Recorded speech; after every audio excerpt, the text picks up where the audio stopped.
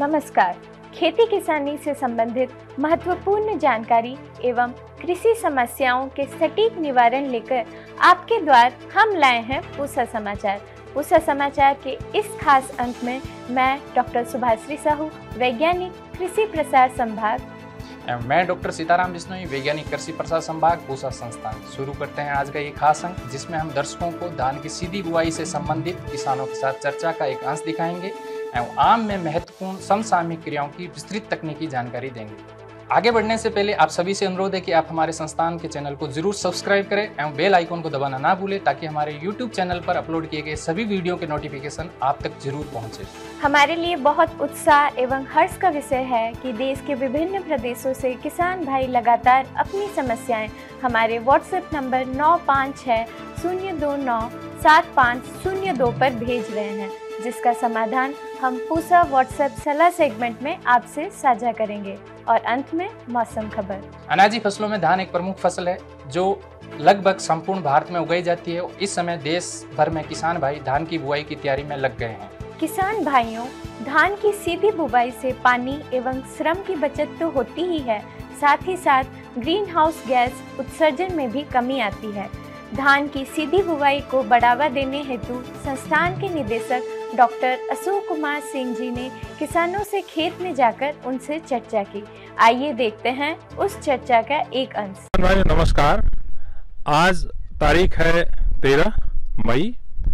चिलचिलाती धूप है और दिन के करीब 1 इस समय बजे हुए हैं और मैं हूं गांव पीपल था, जो नरवाना तहसील जींद जिले में पड़ता है।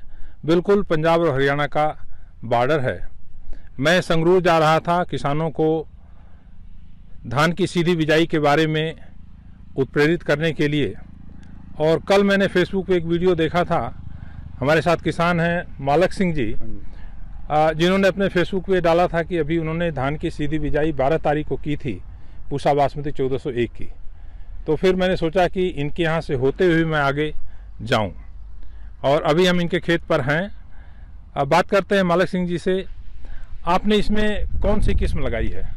सर इसमें हमने लगा रखी है जी 1886 और 1401 दोनों लगा रखी हैं जी। जब हम धान की सीधी बिजाई करते हैं तो आमतौर पे 3 तरीके लोग प्रयोग में लाते हैं। हाँ जी। एक तो यह है कि बिजाई करने के बाद उसके बाद पानी लगाते हैं। दूसरा यह है कि खेत में पानी लगाए, जो तरबतर मेथड होता है, और उसमें बत्तर आ जाने के बाद खेत की जुताई करते हैं, फिर बुआई करके इसके बाद दवा डालते हैं। ठीक है जी। तो इन दोनों तरीकों में क्या खास अंतर है? आपको ये तरीका बेहतर है या बुआई करने के बाद पानी लगाएं वो तरीका बेहतर है? दोनों में क्या अंतर है, जरा बताएं। ऐसी तरीका सबसे बढ़िया जी 72 विधि का है जी। इसमें जो कबाड़ की समस्या वो कम आती है जी। और जो अपन केर कर पानी लगाते हैं जी, उसमें जी गंद की समस्या, कबाड़ की समस्या ज्यादा आती है जी। फलों की यदि बात हो तो सर्वप्रथम आम की ही चर्चा होती है। फलों का राजा होने के साथ साथ आम की खेती किसानों के लिए आय सृजन का भी एक उत्तम स्रोत है। अच्छी उपज लेने हेतु सिंचाई, पोषक तत्व एवं कीट प्रबंधन सहित अन्य महत्वपूर्ण समसामयिक क्रियाओं की विस्तृत तकनीकी जानकारी दे रहे हैं हमारे संस्थान के विशेषज्ञ डॉक्टर मनीष श्रीवास्तव। यह समय आम के बागों के लिए बड़ा ही महत्वपूर्ण है। इसके लिए हमारे किसान भाइयों को चाहिए कि आम के पेड़ों की नियमित अंतराल पर सिंचाई करते रहें। ऐसे स्थान जहां पर ज़मीन हल्की है या बलुई है, वहां 1 सप्ताह के अंतराल पे पानी देने की व्यवस्था करें, और जहां पर मिट्टी भारी है या जहां चिकनी मिट्टी है, वहां पर 10 दिनों के अंतराल पर पानी देने की अत्यंत आवश्यकता होती है। सूक्ष्म तत्व जैसे जिंक हुआ, बोरान हुआ, आयरन है, मैग्नीज है, कापर है, और इसके घोल बाजार में आसानी से उपलब्ध हैं। और अगर उनकी 2 मिलीलीटर मात्रा को प्रति लीटर पानी के हिसाब से घोल बनाकर पेड़ पर छिड़काव करते हैं तो फलों के विकास में लाभ होगा, और इसके साथ साथ फलों की गुणवत्ता भी बढ़ेगी। जहाँ तक अगेती किस्मों की बात है, खासकर उत्तर भारत में जैसे दशहरी हुई, बॉम्बे ग्रीन है, गौरजीत है, या हमारे भारतीय कृषि अनुसंधान से निकाली गई किस्म पूसा लालिमा है, उनके फल 15 से 20 जून के आसपास तैयार होने शुरू हो जाते हैं। तो अगर जून के प्रथम सप्ताह में एक छिड़काव पोटेशियम का किया जाता है तो उससे फलों की गुणवत्ता बढ़ाने में, उनकी भंडारण क्षमता को बढ़ाने में लाभ होगा।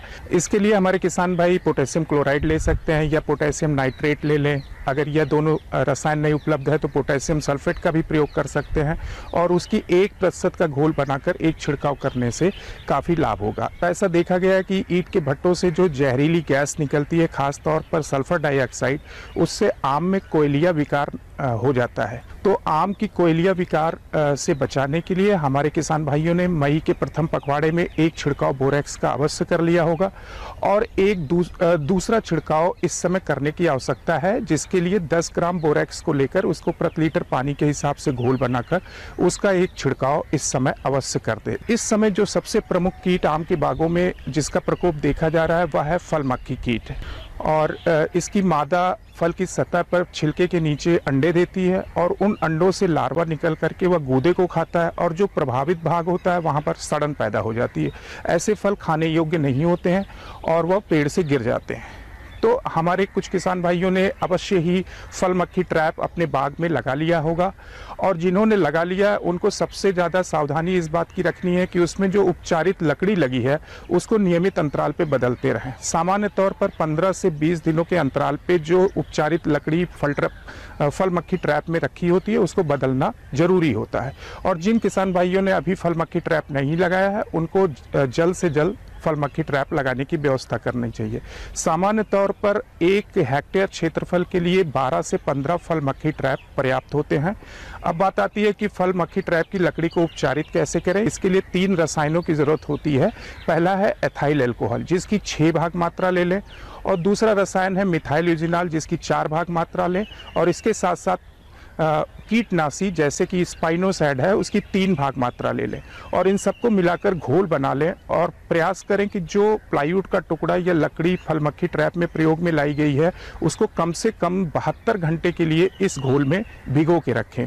इसके लिए हमारे किसान भाई स्पाइनोसाइड की 40 मिलीलीटर मात्रा को 100 लीटर पानी के हिसाब से घोल बनाकर कम से कम 2 छिड़काव 10 से 15 दिनों के अंतराल पर करें, जिससे फल मक्खी प्रबंधन में काफ़ी लाभ होता है। ऐसे बाग जहाँ पर पेड़ छोटे हैं या अभी फलत में नहीं है, जल्दी ही लगाए गए हैं, तो उसमें जो छोटे पौधे हैं उसको इस गर्मी के मौसम में नियमित अंतराल पे सिंचाई करना अत्यंत आवश्यक होता है। और वो किसान भाई जो इस बात का विचार कर रहे हैं कि आने वाले मानसून में वो नया बाग लगाएंगे, उनके लिए भी यह समय बड़ा ही महत्वपूर्ण है। खासकर मई के दूसरे पखवाड़े से लेकर जून के प्रथम पखवाड़े के बीच में ही उनको गड्ढे खोदने की व्यवस्था अवश्य कर लेनी चाहिए और यह ध्यान रखना चाहिए कि जो खुला हुआ गड्ढा है वो कम से कम 20 से 25 दिनों के लिए चिलचिलाती धूप में खुला रहे, जिससे उसमें जो भी रोगाणु या कीटाणु हैं वो नष्ट हो जाए और आने वाले दिनों में जब हम उसमें पौध लगाएं तो उनको कोई नुकसान ना हो।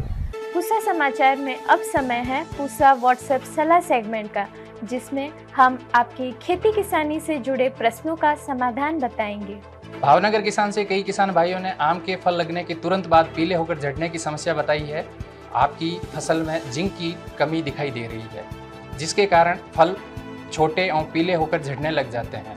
इसके समाधान के लिए 400 ग्राम जिंक सल्फेट की मात्रा को 200 लीटर पानी में घोलकर 1 एकड़ में छिड़काव करें तथा खाद डालते समय पेड़ की जड़ों के समीप 200 ग्राम जिंक सल्फेट भी डाल दें। उज्जैन मध्य प्रदेश से कमाल यादव जी ने करेले की पत्तियों में पीले होकर मुड़ने की समस्या बताई है। आपकी फसल में विषाणु का प्रकोप दिखाई दे रहा है। इसके समाधान हेतु 60 मिलीलीटर इमेडोक्लोरोपिड की मात्रा को 200 लीटर पानी में घोल बनाकर 1 एकड़ में छिड़काव करें। मधुबनी बिहार से कमलेश कुमार जी ने मूंग में पत्तियों में पीला पड़ने की समस्या बताई है। आपकी फसल में येलो मोजाइक वायरस रोग का प्रकोप हुआ है। सर्वप्रथम प्रभावित पौधों को खेत से हटा दें। रासायनिक नियंत्रण हेतु इमिडाक्लोप्रिड की 60 से 70 मिलीलीटर मात्रा को 200 लीटर पानी में घोल बनाकर 1 एकड़ में छिड़काव करें। रांची झारखंड से मासूम अंसारी जी ने खीरे के पत्तियों में मुड़कर मुरझाने की समस्या बताई है। आपकी फसल में विषाणु का प्रकोप दिखाई दे रहा है। सर्वप्रथम ग्रसित पौधों को खेत से हटाकर नष्ट कर दें। रासायनिक नियंत्रण हेतु डाइफेनथ्योरम की 400 मिलीलीटर मात्रा को 200 लीटर पानी में घोल बनाकर 1 एकड़ में छिड़काव करें। आइए सुनते हैं आने वाले सप्ताह में देश भर में कैसा रहेगा मौसम का हाल। मौसम खबर में भारत मौसम विज्ञान विभाग द्वारा दिए गए मौसम पूर्वानुमान के अनुसार 22 और 23 मई को उत्तर प्रदेश और राजस्थान में, 23 मई को पश्चिमी हिमालयी क्षेत्र में कुछ स्थानों पर गरज, बिजली और तेज हवाओं के साथ हल्की से मध्यम बारिश की संभावना है। 22 से 23 मई को विदर्भ में 21 से 23 मई को छत्तीसगढ़, दक्षिण भारत और पूर्वी भारत के अधिकांश हिस्सों में गरज, बिजली और तेज हवाओं के साथ हल्की से मध्यम बारिश हो सकती है। 19 से 23 मई के दौरान असम और मेघालय में, 20 और 23 मई को उप हिमालयी पश्चिम बंगाल और सिक्किम में कुछ स्थानों पर भारी वर्षा की संभावना है। 23 से 25 मई के दौरान उत्तर पश्चिम भारत में कुछ स्थानों पर गरज के साथ वर्षा हो सकती है। 22 से 23 मई को राजस्थान के कुछ इलाकों में धूल भरी आंधी चलने की संभावना है। 24 से 26 मई के दौरान पूर्वोत्तर भारत में कुछ स्थानों पर हल्की से मध्यम वर्षा हो सकती है। इसी समयावधि में उत्तर पश्चिम भारत, दक्षिण प्रायद्वीपीय भारत और द्वीपों में कुछ स्थानों पर वर्षा की संभावना है। प्रिय किसान भाइयों, बहनों, दर्शकों, आशा करते हैं कि पूसा समाचार का ये अंक भी आपकी खेती किसानी से जुड़ी समस्याओं के समाधान के लिए जरूर सहायक होगा। आप सभी दर्शकों से निवेदन है कि ज्यादा से ज्यादा संख्या में हमारे संस्थान के चैनल को सब्सक्राइब करें और पूसा समाचार के हर अंक का लाभ उठाएं। हमारे फेसबुक पेज और ट्विटर हैंडल को भी जरूर फॉलो करें। कृषि से जुड़ी समस्याएं या अधिक जानकारी हेतु हमें दिए गए नंबर पर व्हाट्सएप करें। आपके सुझाव और प्रतिक्रियाओं का हमें हमेशा इंतजार रहता है। कृषि की दिशा में यदि लाने हो नवाचार तो देखते रहिए हमारा साप्ताहिक कार्यक्रम पूसा समाचार। कुछ नए विषयों पे नई जानकारी लेकर हम फिर हाजिर होंगे अगले शनिवार। तब तक के लिए दीजिए इजाजत। नमस्कार।